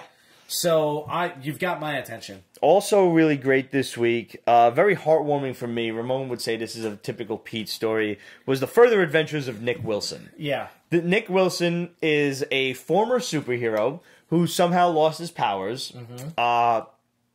Now he's working as a birthday clown. He's basically doing the Ghostbusters in Ghostbusters 2. Yeah, remember the beginning of Ghostbusters 2 where they were at the birthday and he's like, hey, who are you going to call? And the kid's like, He-Man! Yeah. You're like, fuck you, kid. That's what the kid's doing. Yeah. He should have fucked the mom. Yes, should have definitely fucked the mom. Totally should have hit that. Yep. Yeah. And so now he's, doing his thing, trying to make a buck. He gets a call from his ex-girlfriend. He decides, let me call her back and whatever. She's... put on a little weight over the years, whatever. It's been 20 years, it's a real kind of what happens after. It's a bit of a midlife crisis kind of story. Why did he lose his powers all of a sudden? He's like, I was flying over, Pennsylvania, and all of a sudden, blink, thank God I landed in something soft, which happened to be cow shit, And let's talk about a hard luck superhero. His ex-girlfriend was like, well, you're lucky no media was around. He's like, well, it was Amish country, fortunately. You don't know what's going on with him. You just know he's down on his luck at this point. He's a pothead. Doesn't really care about life too much. And he gets a visit at the end from this guy who's apparently crazy rich, might be an ex-supervillain, might be an ex-villain. My mind's on. That's what I think. Ex-nemesis, without question. Yeah. The guy's son comes to see him, and he's like, Mr. Wilson, my father wants to see you. He doesn't take no for an answer. Yeah. And he's like, holy shit, you gotta be kidding me. He knows who the kid is. Yeah. And he obviously knows who his father is. Yeah. I loved this story. Yeah. It's so simple. And I'm intrigued. Yeah. I've seen a lot of post-superhero stories where maybe somebody still has their powers, but they don't superhero anymore. Right. It raises a lot of questions, and I really can't wait to get the answers. Yeah. This is the difference with you're introduced to a character that you instantly have not only a feel for, but you understand him, you give a shit about him, you give a shit about his life. You want good things to happen for this guy. Right. So Black Lightning, first episode I watched. Speaking of a superhero who doesn't use his powers anymore. So fucking good. It was well acted. It was good action. He's really trying hard not to do the superhero thing, and he's a high school principal. He wants to, help the kids, protect everybody, do the right thing without having to resort to using his powers. How he got his powers, we're still unsure. So, and his daughter just discovers she has powers at the end of the episode. Yeah. But he realizes that sometimes, with great power must also come great responsibility. You have these powers, you have a responsibility to the public to do something with them, to do some good with them. Yeah. You have to do it. So that's what he finally realizes, maybe I have to do this. He just did it. In this case, I'm not going to spoil anything for you. Go watch the episode. It's one of the more well put together CW stories. It's about time that I see a hero not be so self-conflicted and just he's conflicted, he is, but he's not a whiny bitch about it like some other superheroes on the CW have a tendency to be. Mother of God, I'm looking at you, Barry. I'm looking at you, Ollie. You guys I knew that was suck. coming. Good Lord, they're just such whiny brats about it. Yeah. Oh, I have these powers. Oh, I'm just going to let the supervillains run my life. No, how about you fucking electrocute the motherfuckers and then throw... Like, yo, when he gets pissed and, like, he goes after the guy that was threatening his daughters, fucks them all up. And he's, like, electrocuting the guy in the air. He's like, he's got him in the air, and kid's like... And he's like, is that your car? He's like... He's like, it was nice. Oh, man, it's so dope. Everybody hating on the costume. Yeah. I think okay, it's cheesy. It lights up. Fuck. It lights up when he lights up. But whatever, I don't fucking care. They had the original costume in like a flashback, and now they got this, Tron looking thing. But I don't care. I had so much fun with it, and I dig the costume. It's so flashy and stupid, but I dig it. Yeah. I do. I like shiny things. I'm a simple creature. All right, so now we come to the best of this past week. Yeah. First up from Antarctic Press is Teether. Dude. So twisted. You get first little kids going into a forest to find a demon. Because nothing good is ever going to come out of this. I mean, if you were a kid and your friend said, yo, man, there's like a demon in the forest, let's go find it. Yeah. You'd be like, yeah, totally, fucking awesome. Yeah. What happens when you find it, though? Like... Right. Really, what happens if you find it? Nobody thinks about that. They find it.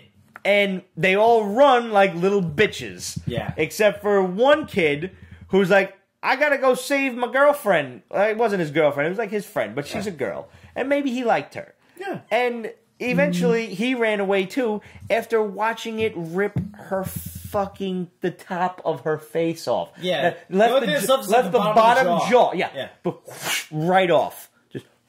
Face off. Yeah. Wow. In spectacular bloody fashion. Killing kids. Killing kids. Kids. With impunity. Yeah. Then, the only part I did not care for is, like, they're at school, like, the next day or whatever, after the cops have been, oh my god, horrible mutilation of a unidentified, toddler, child, whatever. And the kids are like, yo, man, you killed Lily, and there's a demon in the forest. I'd be a little bit more freaked out. I'd be like, he fucking killed Lily, ripped her fucking face, there's a fucking demon in the forest! That would be a little bit more accurate, I think. And these kids are all just mad nonchalant, like they might be sociopaths. They really might. But isn't that the way kids usually are, though? Like I don't know how kids are these days. Oblivious. I'm just saying how I would have been. Like, I know how I am on a regular basis whenever I feel a fucking ghostly presence in this house. Right. I don't even look at my... turn off the lights in this I don't even fucking look in the mirror in the dark in my house. No. I know. No. Fucking... No. So, yeah. So now... What also the demon does is it takes the form of this little child, this girl Lily, and goes to the kid's school. Apparently and possesses everything it kills. It's going to kill them too. Yeah. Love that. Yeah. I mean, listen, if you're going to kill kids, you might as well kill all of them. And not even like... bloody. It's brutal. Like, it just... Like, it makes like a little Venus flytrap head kind of thing and just bites the kid...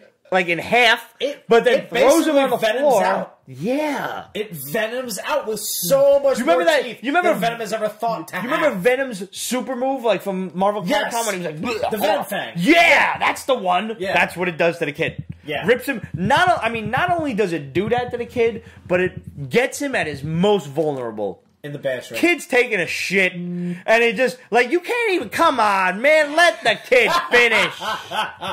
He's gonna evacuate his bowels anyway when he dies. That's messed up. It's fucked up. I mean, it's the worst Blumpkin ever. He just eats him.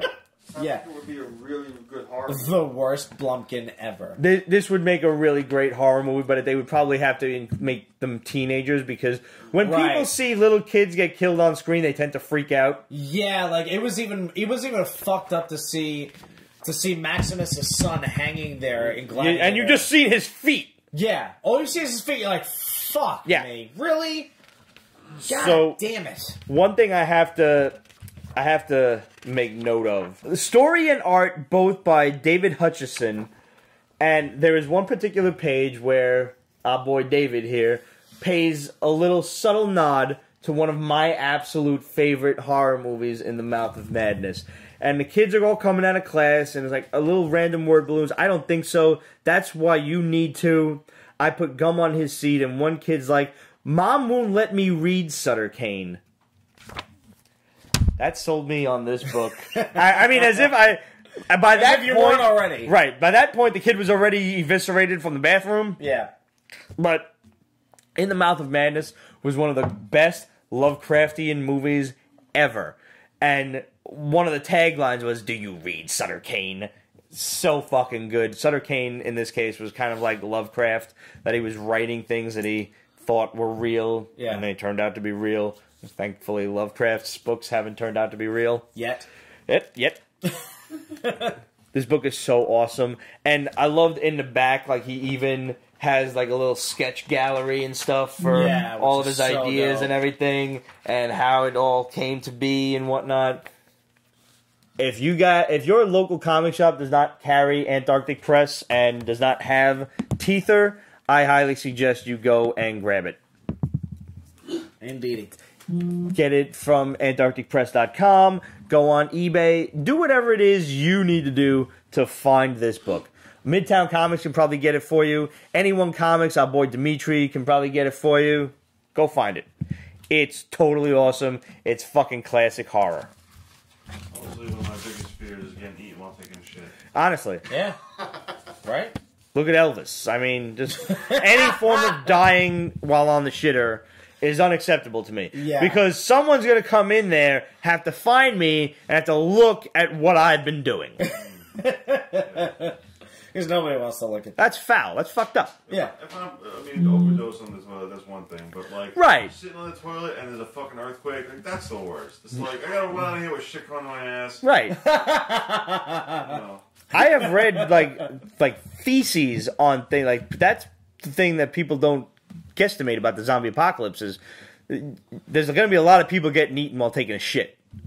It's fucked up. Yeah. It's fucked up. Right. From Amigo. Amigo is a really great indie publisher. They always like make some really cool, like, fucked up comics. They also do this, like, Wolf Fang, Ghost Wolf shit. I really like this title too, and it's very reminiscent. Ghost Wolf shit? That's kind of terrible. I think it's called. I think it's called Ghost Wolf Curse of the Fang or something. It's on, like, volume 2. Okay. And it's very reminiscent of the character Dark Wolf, which was a Frazetta character from Fire and Ice, which was a classic animated flick from Ralph Bakshi, if you've ever seen it. You've never seen I have not. Roger's seen Fire and Ice. Oh, yeah. Okay. Good stuff. Amigo has really great books. This one is Call of the Suicide Forest. Hey, Logan Paul, did you read this book, you fucking douchebag? I'll fight you. I will fucking fight you. I'll put you back on YouTube so people can watch you get your ass kicked. I'll fight your ass. With you. I am right there with you, bro. We could That put dude gloves is a waste on. of human We could put space. gloves and helmets and fucking feet gear, or we could go bare knuckle old Waste school. of human space. Just let him spend time in the forest and see if he commits suicide. Well, the idea of this is, this is like the stuff that video games and horror movies are made for, and this is real life. At the base of Mount Fuji is a haunted forest that people go in to commit suicide. Not in the traditional seppuku way.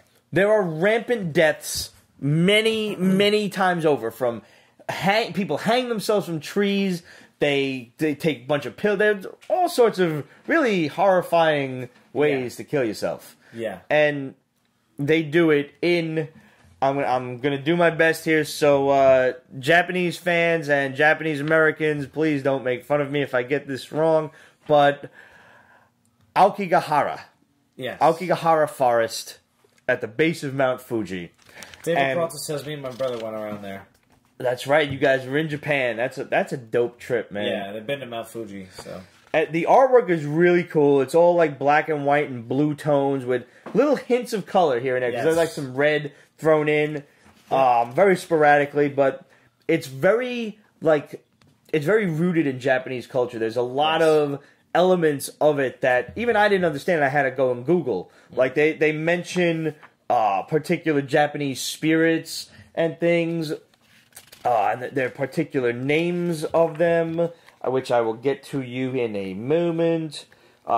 This woman goes to she's an American, a gaijin, as they say, and I'm not sure if that's a derogatory term, if it's a technical term. It doesn't sound technical; it sounds derogatory, but nonetheless, I believe it kind of is. I think it's kind of used in the same vein as gringo. I think it just kind of Not means like quite you derogatory, ignorant but American just asshole, like, you know, which we probably deserve anyway. Yeah, sure. So this girl goes to Aokigahara and she tries to kill herself with a bunch of pills. Yeah. For some reason, she swallows like the whole bottle of pills. Doesn't work. And they don't work.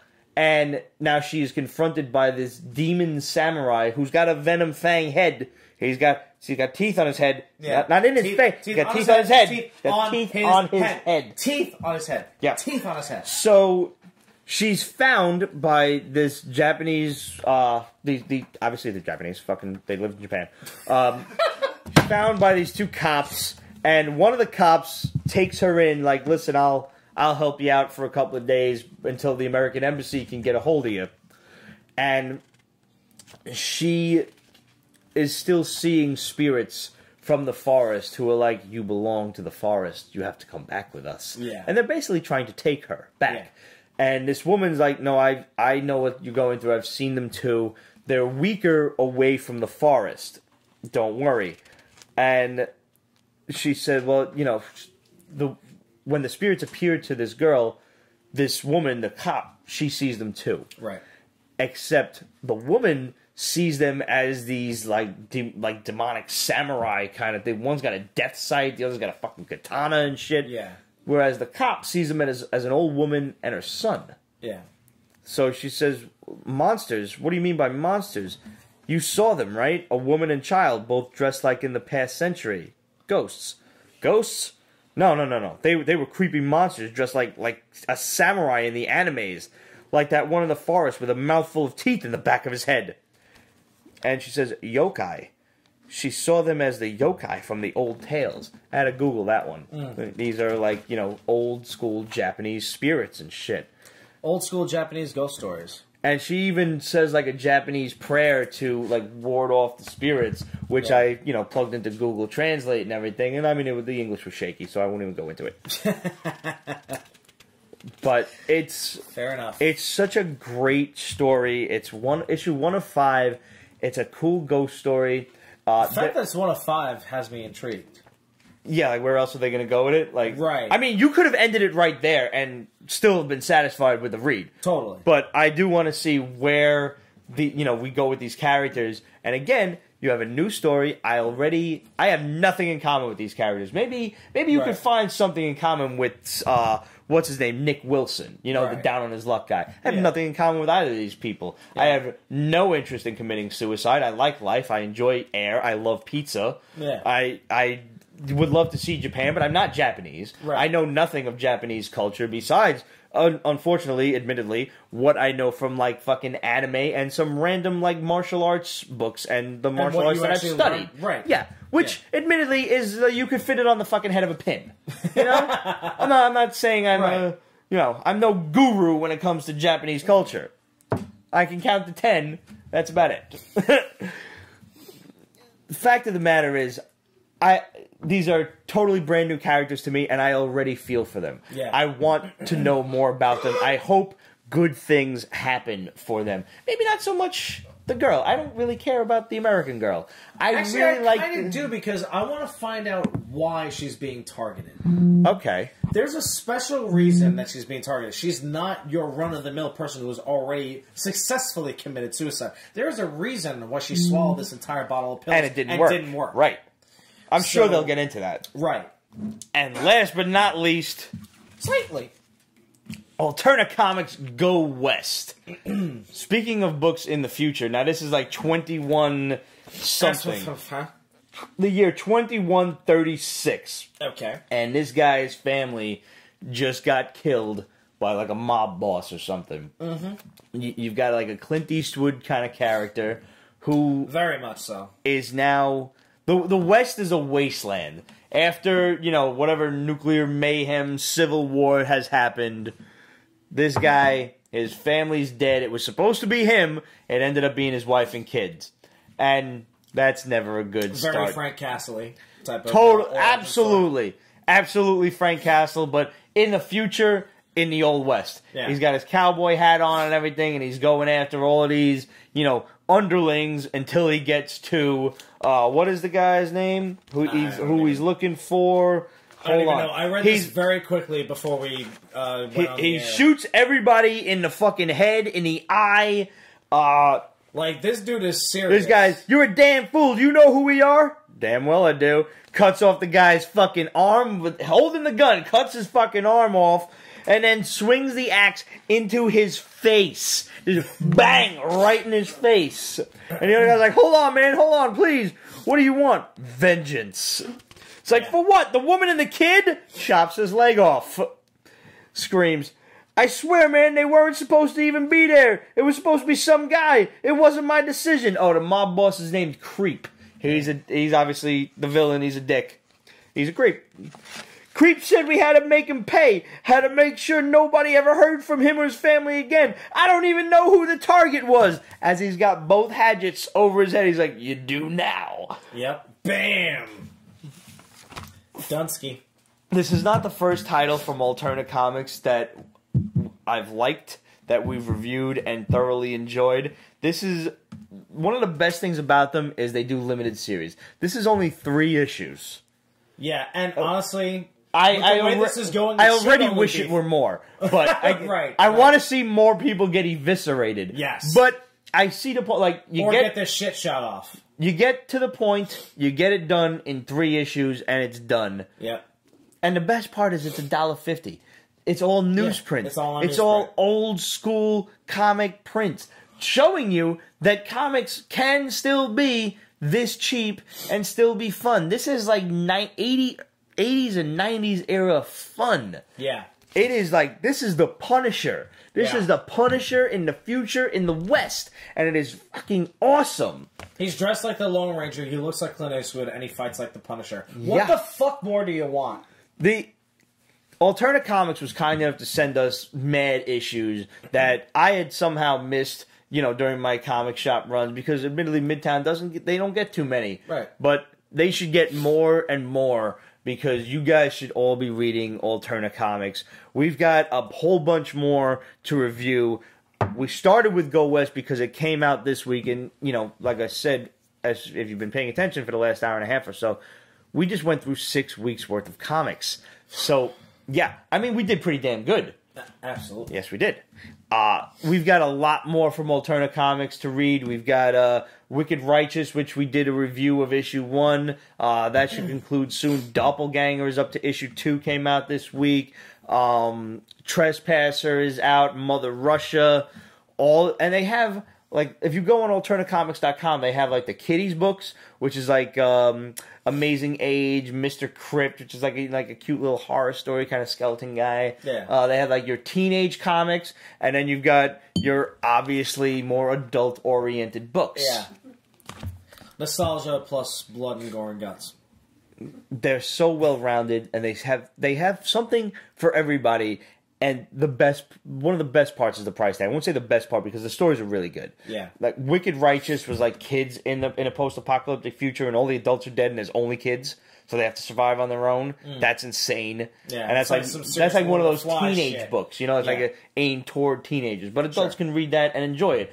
Lilith Dark was one of those. I think you were here when we reviewed that. Yes. Rich really loved that book. Yes. That's yes. That's a kiddie book. It's geared toward kids. Right. But adults big dummies like Rich can have some fun with it. Yeah, I mean, shit. I mean, adults love the shit out of shows like SpongeBob, and things like that. Because who didn't enjoy The Incredibles? Raise your hand. Yeah, seriously. Blasphemers! If you're raising your hand right now. Yeah, seriously. And who else can't fucking wait for the sequel? I mean, come on. After seeing that teaser trailer, man, it's gonna be so good, dude. Alterna Comics is really stepping the game up, and you guys should check them out. If your LCS... No capes. No capes. No capes. If your LCS is not carrying Alterna Comics, tell them about them.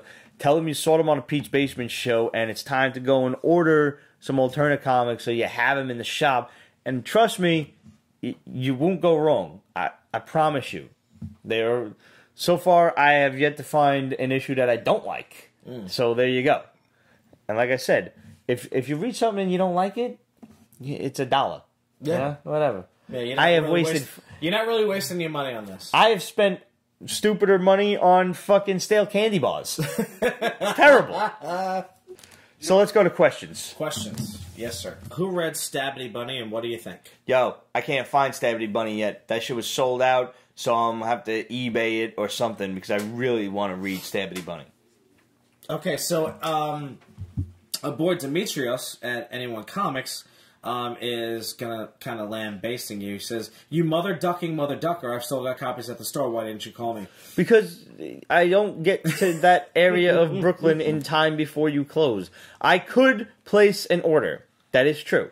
So in that case, Demetrios, I will take a trip down to your establishment, and I shall pick up a copy, and maybe I'll even pick up a couple of copies for you guys to win for prizes. There you go. Prizes. Prizes are always Prizes are always good. They're free. They could be anything. You guys will fucking like them because I said so. Not because I'm trying to be a tyrant or anything, but because they're fucking free. Again, bag of boogers. Magic nose goblins. Absolute asks, if you were a mutant, what would you want your powers to be? Would you use them for good or evil? So, well, Absolute. She's got a second question. Absolute. You've known me for a while now. You already know the answer to the second part of that question. Well, we know the answer to the first part of that question. We do know the answer to the first part of the question. You would use them for your good. I would kill a lot of people. Yeah. I mean, and yeah. Like, magnetism would be really cool because I would get to call myself Magneto, and I always thought I'd look awesome with silver hair. Yeah. But realistically, I think telekinesis would come in more handy. Yes. Because I'm right there with you on that. I could just, like, if I got really good at it, I could give somebody an aneurysm by just moving little pieces of their brain back and forth. You know?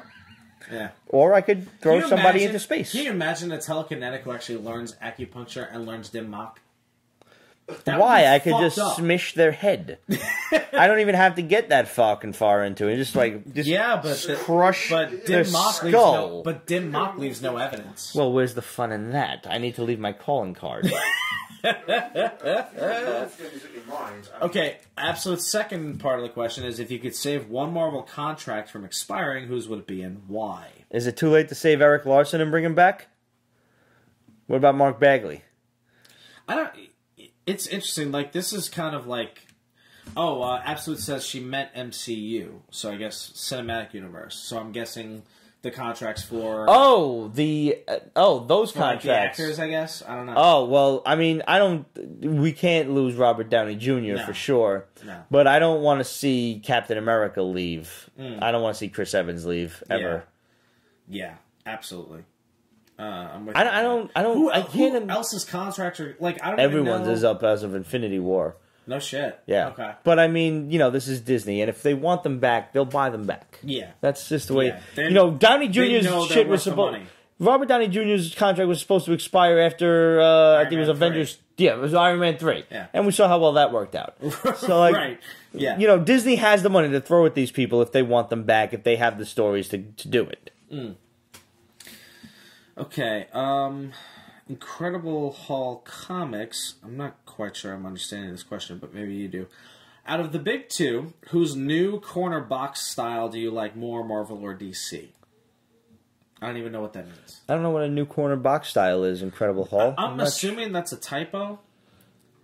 Okay, the next question is for Ramon. Ramon's not here, so we'll save that for next week. Okay. Just Call Me Goon asks, who is your dream creative team, and what series would you like them to work on? Oh, no. I would like Tim Bradstreet to do the interiors of a Garth Ennis Punisher Max. I don't know. I'm not familiar with him. Tim Bradstreet did all the covers for Punisher Max, and they were all those like hyper, realistic, really dark, grainy kind of covers. I just think his interior style, and if I couldn't have him on the interiors because I know his painted style would take a while, I would settle for like Alex Mayleave doing a Garth Ennis Punisher. Dude, Alex Mayleave doing a Garth Ennis Punisher. Yeah, it would be amazing. Dope. It would be so amazing. Absolutely. I'm still in love with the work that he did for the Halo books that Marvel put out. Alec, you guys have probably found and figured it out by now, but Alex Maley was like my go-to guy for anything that needs to be grim and gritty and noir. Yes. He's so good. And he's a really great dude if you ever have the privilege of meeting him at a Comic-Con. He's a nice guy. And he'll happily sign your books. And I don't even think he charges a fee as long as you don't have a double of the books you're getting signed, because then he thinks you're making money off of his signature, and he should charge you for that. That's fair. No, he's a cool dude. Okay, so I was slightly incorrect about Incredible Hulk Comics' this question. Part of it was for Ramon, but there's another version of this question for you. So I'm going to paraphrase as best I can. Okay. Pete, you have the opportunity to create your own Punisher run. Hey. Of all the writers and artists of all time, which I think I just answered that question inadvertently. Who would you team up? But what would the run be about? Ooh. Ooh. Yeah. Oh, there's so many assholes in the world that need to be killed. All right, I really, really liked when Frank took on the human traffickers, and I always go back to this when I talk about like some really epic scenes, is when he tied the guy to the tree with his own entrails. That was, that was just so epic, Frank. Oh, and it was a new and it was original, and I mean that's Ennis for you. Yeah. I would love to see him take on some human traffickers. I would love to see him I would like to see him maybe take some revenge. Let's go topical for a sec, and maybe some of these animals in the world, these more famous people that think they're untouchable, that are sexually harassing women and think they can get away with it, and maybe let's see how Frank deals with people like that. That would be interesting. Yeah, like maybe he doesn't even kill him. Maybe he just fucking shoots him in the dick or something. Yeah, something like that. Or like if you grab some girl's tit and maybe Frank cuts your hands off or something. Yeah. Like I wouldn't mind seeing Frank do some eye for an eye kind of thing. Yeah. I think that would be That's really kind of interesting. what he's always been about, in a sense, anyway.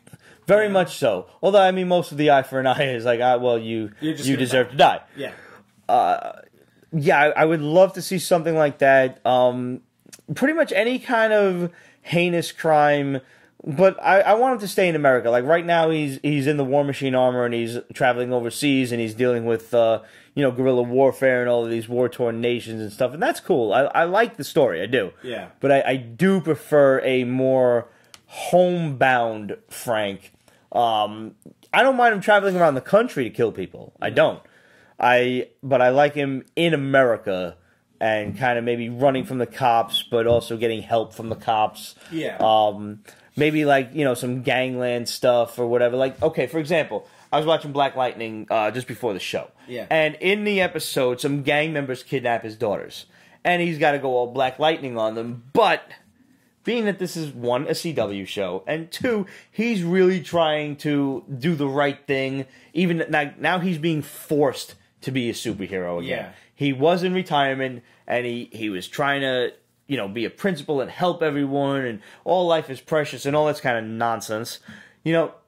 I couldn't help but sit there and think, well, while he's rescuing his daughters and electrocuting everybody with these fucking cool ass electric punches, and the graphics were dope, and every time somebody gets punched, it's like Raiden hits them. It's nice. It's really cool. Yeah. But I'm sitting there Frank would just kill you. And that's without hesitation. Yeah, and you're watching this and you're like, you deserve to die. You deserve to die. You deserve to die. You motherfucker. So I would like to see stuff like that too. Yeah. I don't know. Let's say you get some of these crazy ass pedophiles that are outside of a school and be like, hey, I've got some candy in my van. You want to come and take a ride with me or something like that. Like this guy in Happy. Are you watching Happy on Sci-Fi Channel?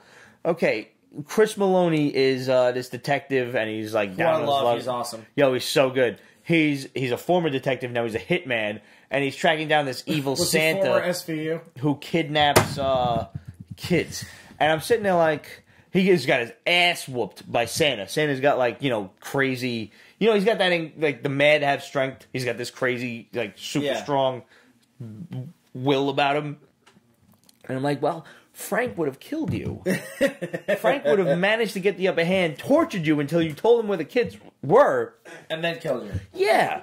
And that's... Like, the only way you're getting out of this... It's funny how often I watch TV and I'm just like... Either way you're going to die.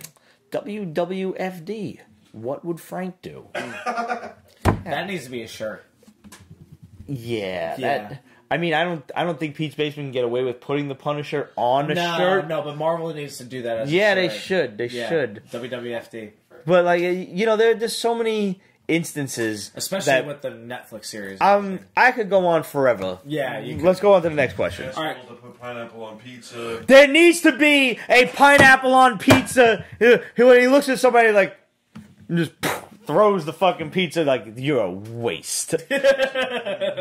Go back to your mother's basement. And he's Italian, too. And he is Italian. Would be very offensive to him. Yes. All right, last question comes from Absolute. Which company has the best Super Bowl commercials? Budweiser always gives me feelings. The last one with the puppy and the horses was great. Yes. Yeah, that one's been around for a while, though, I think. But it's still awesome.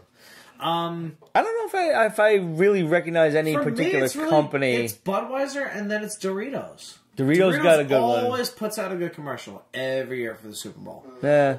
And, I mean, dude, the amount of money that is spent, I mean, we're talking between $2 and $5 million per spot. For like 10-second airtime or some shit. Per spot. Which is obviously why Pete's Basement has never had a commercial during the Super Bowl. Yeah, I mean, if we did, it would be the most epic fucking thing you've ever seen in your life. I mean, We just 10 seconds like, fuck!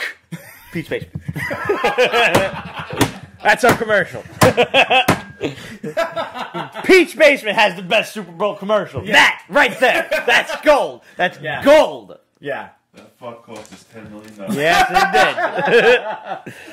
Oh, man. Start a campaign together. We're gonna There you go. Super Bowl. Yep.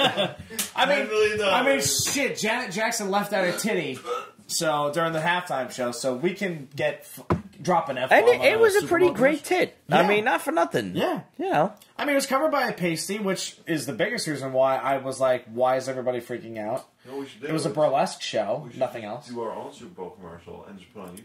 That's true. There you go. We should do a Super Bowl commercial, yeah. We've got like 2 weeks. We can pull this off. And it was not covered by a pasty. It was actually like a star shape right around her nipple. Yeah. The nippy was out, actually. Ah. I have studied the image. It's research! It's research! Guys, as always, thanks for tuning in. That's empty. Hit us up, questions@Pete'sBasement.com, Facebook.com/Pete's Basement, Instagram, Twitter, etc. @Pete's Basement. Keep your eyes and ears peeled. We will have the new Pete's Basement store up and running very, very soon. Keep your eyes and ears peeled for the Basement Gives Back charity event. We will be doing this all year. And if you guys have a particular charity that you really like, for a cause that you really like, just hit us up either in the comments or questions, write the questions and tell us, because we will be more than happy to help out your charity. If we don't have a particular one yet for a month or whatever, just let us know. We are very amenable to ideas. We want to give back, but we want you to give back too. So we want everybody to be involved in this because we think it's a really great idea. And I'm not a religious man by any stretch of the imagination, and I already know if I was, I'm not going to heaven anyway. But I mean, at this point, I just kind of want to do some good for the people in the world that deserve good to be done unto them, because we all know how much evil that I want to do to people who deserve evil to be done unto them. So, equal and opposite actions and stuff, One carry the two. Yeah. Okay, I'm with you. I'm with you. I'm good. We're good. Yeah. So, Basement Gives Back. We're starting this up. It's going to hit in the Basement store. So, hopefully you guys buy a t-shirt. Hopefully you guys buy a lot of the t-shirts, because I'm really happy with a lot of the designs that are coming out. I can't wait to show you guys. Can't wait to tell you about it. Coming real soon. And as always, subscribe to the Hall. We will be sending out survey questions for episode 500 for the Family Feud special. So make sure you go and do that up in the upper right-hand corner of peachbasement.com. Subscribe to YouTube. Subscribe to YouTube Extra, the Peach Basement Extras. And go on yearoftheLocust.com. On our Facebook, on our Instagram, on our Twitter, our tour with Starset kicks off January 28th. We will be running until March 16th. The last show is on March 16th in Columbus, Ohio. The day before St. Patty's Day. Yes. All right. So, unfortunately, St. Patty's Day is going to be spent traveling, but it's also going to be spent drinking a lot of whiskey. You should. That's good. A lot. You should just stay in. I hear Ohio is pretty cool. You should just Yeah, stay I mean, there. it's Columbus, so, you Yeah. know, I mean, Give it a Columbus whirl. is fun. Yeah. Maybe catch a blue I know a lot of Ohioans that, you know. Yeah, no, we actually have I've a lot never of been, friends. but I seem to have a lot of friends from Ohio. We have a lot of like good friends and who have now become family in Yodel Nation from Ohio that have been nothing but fucking epic to us. So, That's awesome. yeah. So the 30th or the 31st the 31st is at the Highline Ballroom. Highland Ballroom. Yep. All right. I'll see you there. Sounds good. All right. Cheers. And hopefully we see you there. Peace.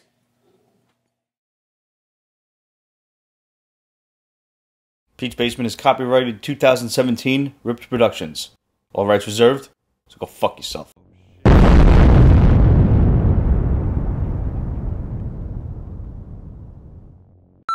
I got into an argument with the guy at New York in Vegas because that wasn't New York pizza. Nah. I still ate the fucking pizza though. Yeah. It wasn't like I wasn't gonna eat it. Right. I bought it. It was given to me. It's mean- got sauce and mozzarella on it. I'm gonna eat the fucking thing. Oh, you talking about walking shoulder to shoulder? Yeah, horizontal line. Right. Dude. Oh, Vertical yeah, sidewalk. Dude, you're a big boy. I want- Barrel through them. Just Yes. do it. Just Yeah. turn your shoulder and go in. Think linebacker, man. Just Yeah. bang. All you gotta They do is will All move. you gotta do is dip your shoulder and Promise bam, you, just they will blast move. right through anybody. And don't hesitate to like when you doing that shit. Don't like if you let's say it's winter now. You got your hands in your pockets. If you want to be courteous, you kind of do this. You know, you slide to the side. But when you don't want to be courteous, put the elbow right out. Back. Yep. Go ahead. To a kidney. I'll walk this motherfucker right into your 5-year-old. I don't give a good goddamn. Get that little fucking jerk out of my way. Let me tell you this much. Rush hour, at any point, morning or evening, is not the time for little fucking Johnny or little Tiffany to figure out how to climb the fucking stairs. If there is a train in the station and you do not have a hustle on, I reserve the right to kick you down the stairs.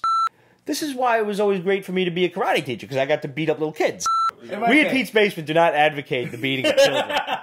We're venturing into Exhibit A territory. My magic nose goblins. Magic nose goblins. I picked them myself.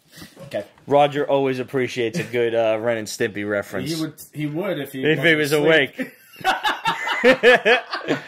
He just banged his head on the closet door. You saw that shit? Yep. He's like, what? And goes right back. People. Don't do that.